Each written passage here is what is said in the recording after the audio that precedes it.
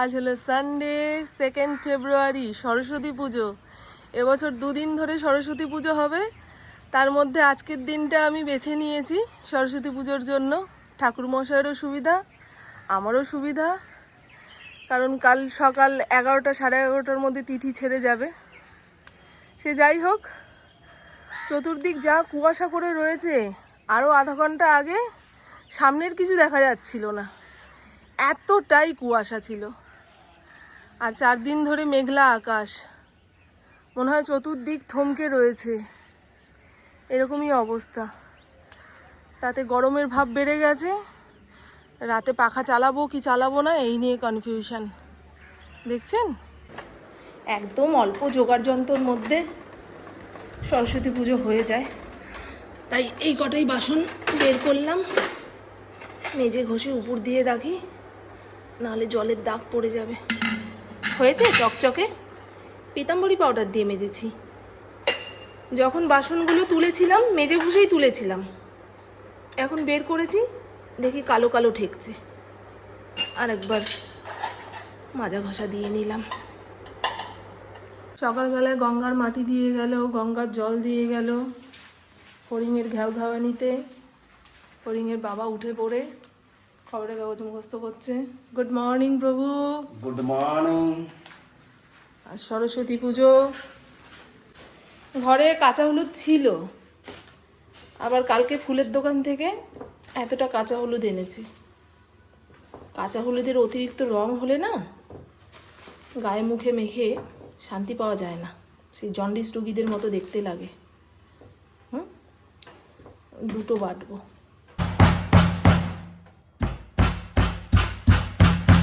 শীতকালে যে চামড়া ফেটেছে, সেই ফাটা চামড়ার ওপরে তেল হলুদ পড়ার পরে যে কি চিরবির চিরবির করে জ্বলতো। প্রত্যেকটা উৎসবে নিজেদের ছোটবেলার কথা মনে পড়ে, আমরা কিভাবে কাটিয়েছি, আর এখন বাচ্চাদের ছোটবেলা কেমন। সরস্বতী পুজোর দিন সকালবেলায় গরম জল ছাড়া স্নান করার কথা ভাবাই যেত না, আর এখন দেখুন পাখা চালিয়ে ঘুমিয়ে রয়েছে। আর সকালে সরস্বতী পুজো, বাবা সারা দিন রাত জুড়ে সরস্বতী পুজো হবে এবছর। মা সরস্বতী 2 দিন আসে, পড়াশোনার হাল এমন, সরস্বতী ঠাকুরও ভাবে 2 দিন না গেলে তোরা পারবি না রে বাবা। অন্যান্য বছর ওকে স্নান করানো হয়, এবছর 4 দিন ধরে মেঘলা। স্নান করিয়ে দিলে যদি লোম না শোকায় হিতে বিপরীত হয়ে যাবে, সেই জন্য ওয়েট টিস্যু দিয়ে প্রভু পুছিয়ে দিয়েছে। খাওয়ার জিনিস না বাবা, দেখো হলুদ। চলো এবার আমি আমার প্রভুকে গায়ে হলুদ করিয়ে দিই। গায়ে হলুদ? হ্যাঁ, শ্রী ফিরবে আজকে। স্কিনের যে খসখসে ব্যাপারটা সেটা চলে যাবে, কত সুন্দর দেখতে লাগবে দেখবে আজকের পর থেকে। গুড মর্নিং, শুভ সকাল। বেশ অনেকগুলো কাজকর্ম সেরে আপনাদের সামনে আসতে পারলাম। এই হলো আমার সরস্বতী পুজোর সাজ, হলুদ হলুদ হলুদ। অনেকে সাদাও পরে, এর আগের বছরেও কি এই শাড়িটা পরেছিলাম খেয়াল নেই। হলুদ পেয়েছি, টান দিয়ে গায়ে পেঁচিয়েছি। গতকাল পুপুকে নিয়ে বেরিয়েছিলাম, শাড়ির ম্যাচিংয়ে ব্লাউজ কিনলো, সেই ব্লাউজ কিনতে গিয়ে কি যুদ্ধ লড়াই। আমি একখানা লিপস্টিক কিনেছি, বলবেন তো রঙটা কেমন হয়েছে? আমার সবকটা লিপস্টিকের কালার প্রায় একই রকমের। আর সরস্বতী পুজোর আগে প্রত্যেকটা মেয়ের মায়ের ওপর দিয়ে যে কি ঝড় তুফান বয়ে যায় একমাত্র মেয়ের মারাই বুঝবেন। যা শাড়ি বের করে দিচ্ছি পছন্দ হচ্ছে না, এগুলো বউ বউ লাগছে, এটা তো আগের বছর পরেছিলাম, এটা তো তার আগের বছর পরেছিলাম। তাহলে তোর মায়ের কত শাড়ি আছে যে বছর বছর নতুন দেব, আবার তোর মনের মতো দেব। এই নিয়ে 3 দিন ধরে ঝগড়া অশান্তি চললো। তারপরে একখানা শাড়ি যে কিনেছিলাম অ্যামাজন থেকে, সেই শাড়িটা পরবে বলে ঠিক করেছে, লাল ব্লাউজ নিয়ে আসলো, সেটাকে রাত্রিবেলায় ফিটিংস করেছি, অনেক রাত পর্যন্ত মেশিনের কাজ করতে হয়েছে। তারপরে জন্মদিনে যে কুর্তি কিনেছিল, একটা তো সেদিন পরেছে, একটা ফিটিংস করিয়ে নিল, আজকে দুপুরেও পরতে পারে কিংবা রাতেও পরতে পারে, বন্ধুদের সঙ্গে বেরোবে। সে যাই হোক, মেয়েগুলো আস্তে আস্তে বড় হয়ে যাচ্ছে, এরপরে নিজেদের শাড়ি কেনা শুরু করবে তখন আর মায়ের সঙ্গে যুদ্ধ লড়াই করবে না, তখন আবার এই সময়টাকে মিস করব, তাই না? আপনারাও বলবেন আপনাদের মেয়েরা কেমন যুদ্ধ করলো সরস্বতী পুজোতে কী শাড়ি পরবে এই নিয়ে। আমি আমার গোপালের জন্য একটা হলুদ জামা বানিয়েছি, পুকুর নাইটির নিচটা কেটে রাখা থাকে সেই কাপড়টা দিয়ে, আর কপুরদানি। পুকুর ঘুম থেকে উঠে পড়েছে, গুড মর্নিং হয়ে গেছে, এবারে স্নান ধান সেরে পুকুরের ঘরে আসুক, আমি আগে গোপাল পুজোটা সেরে নিই। খ্যাকর খ্যাকর, বাবা রে বাবা, ইস বাবারে। ছোটবেলায় না, আর টিনেজ বয়সে হ্যাঁ হাতাহাতি প্যানে করতাম, সাজ হাতা, কত আনন্দ। হ্যাঁ, তোমার কোনো প্রেমিকা ছিল না তখন? সত্যি কথা বলবে। প্রেমিকা ছিল না, তাহলে ভালো লাগা, একটা ব্যাপার থাকে না, ভালো লাগা ভালো লাগে। মানে কজনকে ভালো লাগতো একসঙ্গে? হ্যাঁ, একসঙ্গে কজনকে ভালো লাগতো? তখন তো একটাই ভালো। মানে বছর বছর চেঞ্জ হতো ভালো লাগাটা।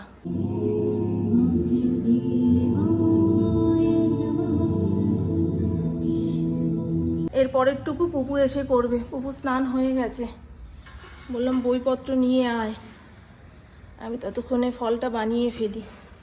ঠিক আছে তো, আমার লোকটা না শশত আনন্দ আমের বোল লাগে জানিস বাবা, না দেয়নি এনেছে ও না, বসন্ত আসছে, মাকে দেখাতে হবে না যে ফুল ফুটে গেছে সব গাছে, দেখো মা।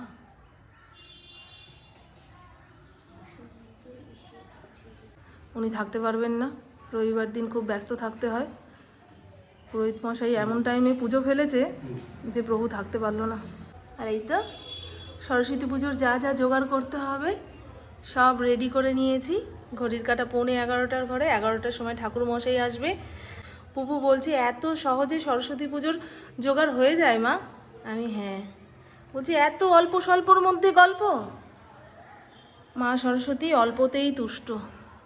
আমরা যখন স্কুলে পড়তাম তখন কুপন ছিল না, আমার সঙ্গে যারা যেত তারাও ওই টেবিল চেয়ারে বসে খেয়ে নিত। আজকে সকাল সকাল উঠেছিস না? নটার সময় উঠে পড়েছে, বলুন তো ওই ভোরবেলায় ওঠা অভ্যাস নেই ওর। আজকে সরস্বতী পুজো, 9টার সময় উঠতে হলো, স্নান ধান সেরে ঠাকুরের কাজ করতে হলো, তা ও ক্লান্ত হবে না তো কে ক্লান্ত হবে? হ্যাঁ, আবার সাজুগুজু করে বন্ধুদের সঙ্গে বেরোতে হবে, সেই এক টেনশান। কোন শাড়িটা পরবে? লাল শাড়িটা পরবো বলে ঠিক করে রেখেছে কবে, কাল রাত থেকে শুরু হয়েছে মেরে কালার, এটা পরলে আমাকে ভালো লাগছে। সত্যি কথা, আমাকে প্রথম থেকে বললো ওটা সরস্বতী পুজোতে তো ভালো লাগবে পরলে, আমি পরে দেখছি কি মেরে লাগছে, তারপরে ব্লাউজটা শাড়িটা ম্যাচিং নয়, কত কি ব্যাপার। তো সাইজের ব্লাউজ, হাতের চুড়ি এগুলো পাওয়া যায়। ফড়িংকে নিচের ঘরে আটকে রেখে আসলাম, নাহলে যা চিৎকার দিচ্ছে। 1 টাকার কয়েন নেই গো ঠাকুর মশাই।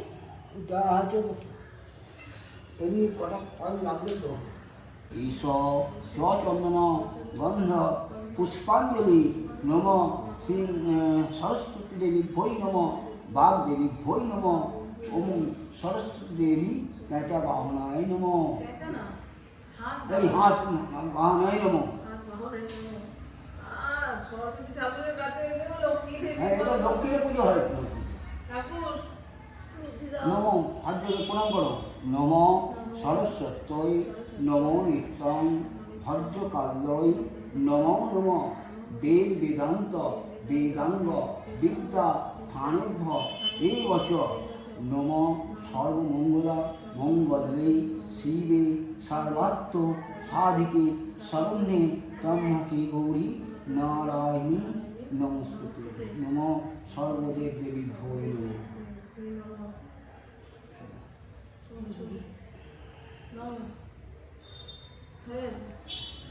এটা আমার হাত তুলে দাও।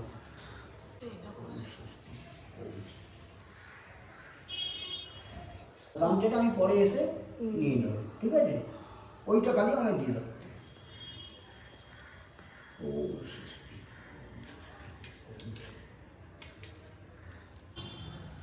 দেখো কাঞ্চনা কাঞ্চনার কি 3 লোকে ভয় পাবে। ওই দেখো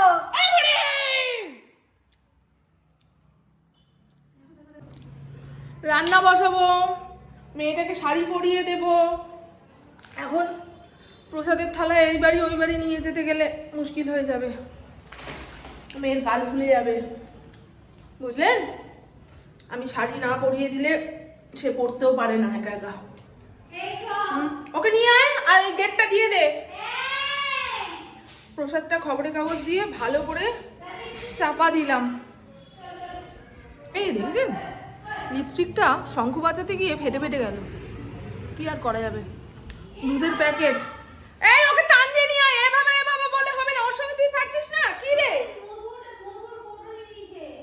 এ রাম, এ খুব অনাচারি গো। হ্যাঁ, ঠাকুরের ওইখান থেকে মধুর শিশিটা নিয়ে আসলো, ও খাক। মধুকে পেট গরম হবে, ভালো হবে। সরস্বতী পুজোর ফল পাকোড়া আনতে গিয়ে গোটা সেদ্ধর বাজার করে নিয়ে এসছে। প্রত্যেক ফলের দোকানে নাকি এরকম প্যাকেটে করে করে গোটা সেদ্ধর বাজার বিক্রি হচ্ছে। তাই ইন্দ্রকেও একটা তুলে দিয়েছে, ও ভেবেছে সরস্বতী পুজোতে লাগে, সবাই যখন নিচ্ছে আমিও নিয়ে যাই। এই যে নিয়ে এসছে, এখন এটা দিয়ে গোটা সেদ্ধ বানিয়ে দিতে হবে। কাল রাতেই বলে রেখেছে। আমি তো পারি না গো। বলে তোমাকে পারতে হবে না, শুধু জেনে নাও কি কি সেদ্ধ করতে হয়, সব কিছু প্রেসার কুকারের মধ্যে সেদ্ধ দিয়ে দেবে, কাল সকালবেলায় খাবো।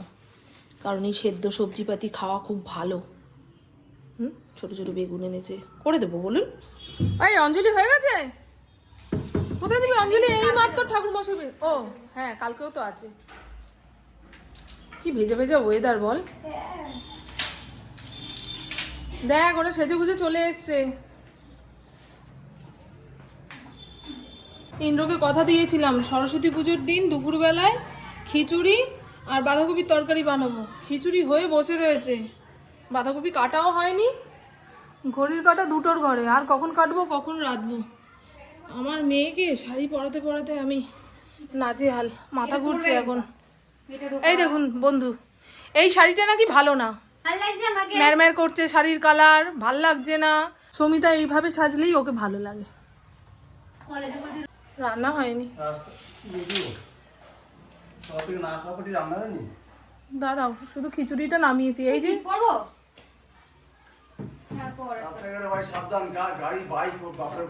তোদের কি বাইকালা বন্ধু আছে না হেঁটে হেঁটে ঘুরতে হবে? তার ওই জন্যই তোর বাবা সাবধান করছে। সাবধান করে মা, বাইকের ছড়াছড়ি। হ্যাঁ, সুন্দর লাগছে। চুলটা ছাড়লে বেশি ভালো লাগছিল না? ভালো লাগছে জানি, দেখি চুলটা ছাড়লে বেশি ভালো লাগছে। চুলটা ছেড়ে দাও। ভালো লাগছে, খোড়াটা মেকআপ করিনি, বাট তাতে আমাকে ভালো লাগছে। ভালো লাগছে চুলটা, সুন্দর লাগছে। যা না, বারবার বলছিস কেন তো? হ্যাঁ বাবা, ফোন নিলি সৌমিতা? হ্যাঁ নিয়েছি। মা দেখে রাস্তাঘাট দেখে, মা আসল দেখে রাস্তাঘাট দেখে, ঠিক আছে? আমি হাঁটতে পারছি না। হ্যাঁ, বুঝতে পেরেছি। শাড়ি পরা দেখি একবার এবারে। সুন্দর লাগছে, সুন্দর লাগছে। ঠিক আছে, হ্যাঁ আমার ভালো লাগছে, এখন নরমাল লাগছে না তোমাকে? সুন্দর লাগছে। আরে বাবা, বুঝতে পারছি না। হ্যাঁ, আসল দেখে শাড়ি দেখে, হ্যাঁ সুন্দর লাগছে। যা। সকালে তাড়াতাড়ি উঠেছি, সব মিলিয়ে মিশিয়ে শরীর আর সাই দিচ্ছে না। এখন 19 থেকে 20 কেউ বললে মাথা গরম হয়ে যাবে। কিন্তু বললাম তুমি ঘরে যাও, আমি রেঁধে বেড়ে তোমায় ডাকবো। বলে ঠিক আছে, নাহলে এক কথা বলে যাবে। এতক্ষণ কী করছিলে? 12:30টার সময় পুজো শেষ হলো জানেন। ভাবছি ঠাকুর মশাই এসে যাবে, এদিকে আমি রান্নাঘরে থাকবো, এই এতগুলো সিঁড়ি ভেঙে যাব, আবার আসবো, এই চক্করে এদিকেও হলো না। যাক, পুজোটা সুন্দরভাবে মিটেছে, এটাই যা। ব্যাস, চুপ চুপ হয়েছে, নফরত কি দুনিয়া। এই দেখুন বন্ধু, আলু ফুলকপি কড়াইশুঁটি দিয়ে শীতের খিচুড়ি। শীতটা চলে গেল, তবে এরপরে আর সবজি খিচুড়ির স্বাদ হবে না। দেখছেন পুরো টাইট ফিট, একেবারে জল দিয়ে বসিয়ে চলে গেছি পুপু শাড়িটা ঠিক করতে। আর 2 মিনিট লেট করলে খিচুড়ি নিচ দিয়ে ধরে যেত। ফুলকপি আলুটাকে ভেজে দিয়েছিলাম। থাক, আগে খাক, তারপরে দেবো।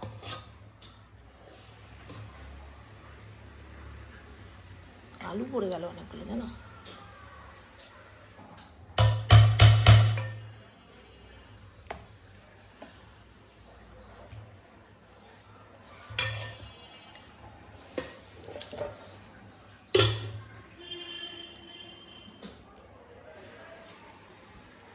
আর এই তো আজ দুপুরের খাওন।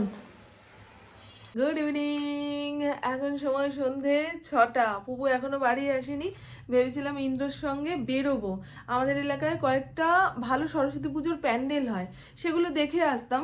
ইন্দ্র বলে কি বেরোবে, আজকে তো পুজোই হয়নি অনেক জায়গায়, আর যেখানে যেখানে পুজো না হয় সেখানে অত ভিড় করে ঠাকুর দেখতে দেয় না, সেই কারণেই আর বেরোলাম না। কালকে বেরোবো। আর দেখুন আজকে সকালে হলুদ মেখে স্নান করার পরে এখন মুখটা বেশ চকচক করছে, আমার তো সেরকমই ঠেকে। তো চলুন বন্ধু, আর বেশি বড় করছি না। দুপুরে যেটুকু খিচুড়ি রয়েছে সেই দিয়ে রাতে 3 জনের হয়ে যাবে, একটু ভাজাভুজি করতে হবে। এই হলো খবর। এখন আমি ঘরদোর গুছিয়ে ফেলি। এই যে শাড়ি পরেছি, ফুপু আসলে তার গল্প শুনতে হবে। এই তো তো আমার বকবক আজকের মতন এইটুকুই। আপনারা সবাই খুব খুব খুব ভালো থাকবেন, নিজের শরীরে খেয়াল রাখবেন, সুস্থ থাকবেন, আর অল টাইম স্মাইল করতে হবে। টাটা, খুব ভালো থাকবেন। আর গোটা সেদ্ধ বানানোর জন্য যে সবজিপাতি এনে রেখেছে সেটা কালকে গোটা সেদ্ধ বানাবো, আজকে আর এখন ইচ্ছা করছে না। আর আমাদের তো ওইটা নিয়মের মধ্যে নেই, এখন এনে ফেলেছে, ইন্দ্রর খেতে ইচ্ছা হয়েছে তাই বানিয়ে রাখা।